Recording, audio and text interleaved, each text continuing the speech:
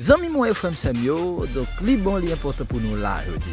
Ça que nous venons montrer aujourd'hui, nous venons faire différence bien sûr de enlèvement avec retour de Jésus-Christ. Et nous avons tout visité pour nous connaître combien de types de mots qui gagnent en bataille.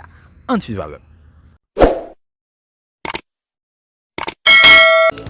Amis auditeurs, amis frères, sœurs, bonjour, bonsoir. Donc, au branché exactement, programme pour là qui c'est info biblique. Déjà sous table là, donc, les amis pour là, comme à l'accoutumée, qui l'a pour présenter des bonnes choses sur le plan spirituel. Merci déjà aux même qui toujours bel et bien branché programme ça, et aux même qui par exemple suspend, nous like yo, ou même qui par exemple suspend également partager programme ça avec nous, eh bien, nous disons merci. Et je dis à là, nous gagnons pour nous vraiment partager ensemble avec vous des choses extraordinaires, des choses qui sont capables vraiment aider ou utiles. C'est qui ça, oui. Je dis à venir, Chita, pour moi parler de la venue de Jésus, les événements donc qui pourraient faire essentiel dans fin de temps. Donc, puisque ou même ou vivre, puisque ou même ou exister, donc ou même ou un projet Jésus-Christ sur la vie, eh bien, ou besoin qu'on ait que pour préparer. Qui ça? Nous allons parler là, je dis là. Nous allons parler de enlèvement et ce qu'on appelle le retour de Jésus-Christ.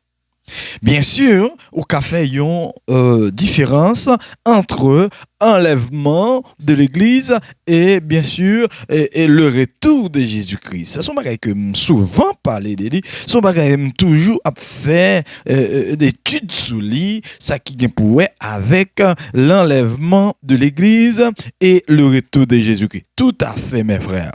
Donc, l'enlèvement de Jésus-Christ, li pa gen un aspect comme si m'était capable de dire, donc Jésus-Christ, il va faire une apparition, exactement, il va descendre pied sur la terre. Du tout.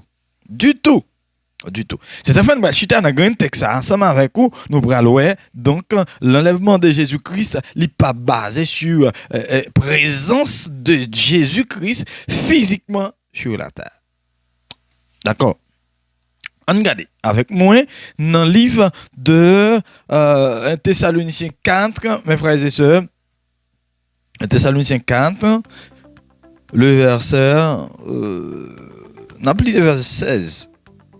On le lit, verset 16 là. Car le Seigneur lui-même a un signal donné à la voix d'un archange et au son de la trompette de Dieu descendra du ciel. Les morts en Christ ressusciteront premièrement. C'est-à-dire que l'enlèvement de l'Église a un signal donné. Premier événement qui pourrait le produire, c'est que les morts en Christ. Alors, avant d'avancer plus loin, bon, essayez par là combien de types de morts qui gagnent en bataille. Il y a 3 types de morts en bataille.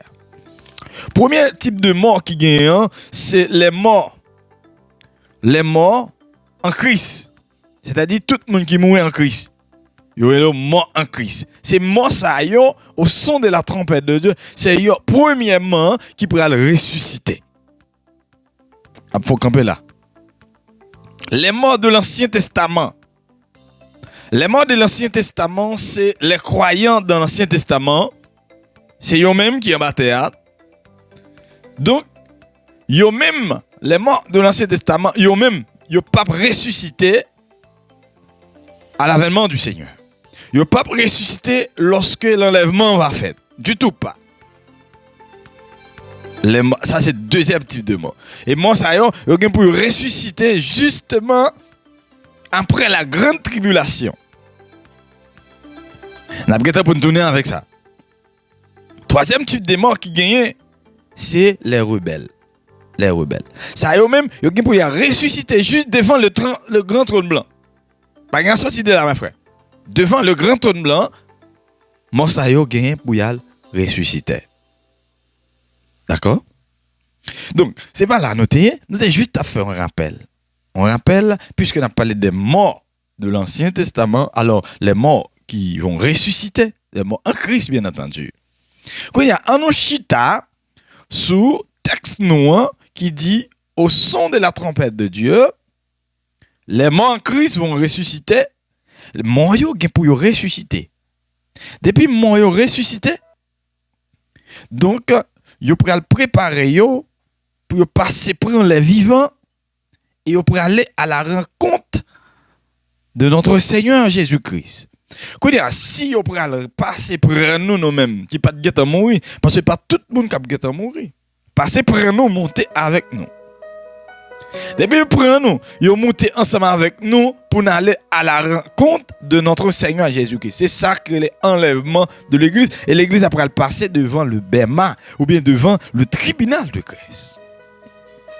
Là, nous comprenons un peu. C'est-à-dire, Jésus-Christ, il ne peut pas mettre pied sur terre. Mais il faut faire différence entre le retour de Jésus-Christ avec l'enlèvement. Puisque l'église a les morts et les vivants, yo enlevé, yo allé à la rencontre de notre Seigneur Jésus-Christ, yo pral passer en période de temps en l'air, yo pral passer devant le bema de Christ pendant après période de temps ça, l'église a pour retourner pour Jésus-Christ venir établir ce qu'on appelle le royaume millénaire, donc qui pourra le faire déjà dans Zacharie chapitre 14 verset 4 là, on prend le monde là pour le faire en deux, c'est à partir de là le retour de Jésus-Christ pour commencer, c'est ça le retour de Jésus-Christ parce que Jésus-Christ il pourra descendre sur la terre physiquement et tout le monde va ouais lui, c'est ça le retour de Jésus-Christ. Alors je pense que ces deux aspects ça on devrait fort comprendre. Je vais retourner encore pour me donner plus de détails.